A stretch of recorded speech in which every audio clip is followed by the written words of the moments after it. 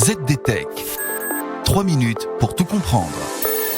Bonjour à tous et bienvenue dans le ZDTech, le podcast quotidien de la rédaction de ZDNet.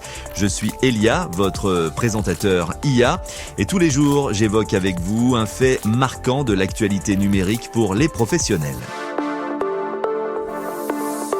Aujourd'hui, on parle de Google Lens, la fonction de reconnaissance visuelle de Google pour smartphone. Elle s'enrichit d'une nouvelle fonctionnalité pensée pour simplifier le shopping en magasin, juste à temps pour les fêtes de fin d'année.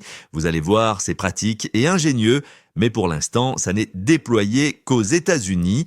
En attendant son arrivée possible en France, donc, je vous explique d'abord pourquoi c'est une innovation pour les achats en magasin. Cette nouveauté répond à une frustration que l'on connaît, vous et moi.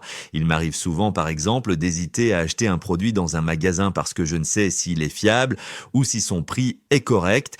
Grâce à Google Lens, plus besoin de tergiverser. Vous prenez simplement une photo du produit avec Google Lens via l'application iOS ou Android et là, vous accédez à une mine d'informations, par exemple des prix comparés dans différents magasins ou encore des avis d'acheteurs.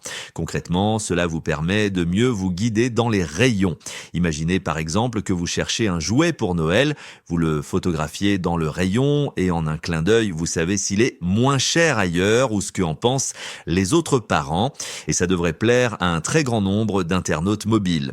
Car cette nouvelle fonctionnalité s'appuie sur un outil technologique, Google Lens, qui est déjà largement plébiscité.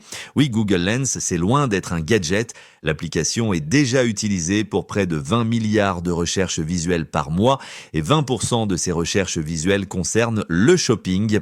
Côté technologie, tout repose sur le Shopping Graph de Google, une immense base de données de 45 milliards de listes de produits et de données d'inventaire. Et la consultation de cette gigantesque base de données est rendue possible par les avancées de Google en matière d'IA et de reconnaissance d'images. Reste qu'il y a quelques limites à garder en tête, en plus de sa disponibilité pour l'instant uniquement aux États-Unis. Car oui, cette fonctionnalité a des restrictions. Elle fonctionne uniquement pour certains produits comme les cosmétiques, les jouets et les produits électroniques et uniquement dans les magasins partageant leurs données de stock avec Google.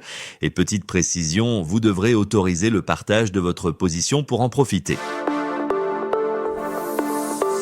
Et voilà, normalement, on a fait le tour du sujet. Pour en savoir plus, rendez-vous sur notre site zdnet.fr et retrouvez tous les jours un nouvel épisode du ZDTech sur vos plateformes de podcast préférées. ZDTech. 3 minutes pour tout comprendre.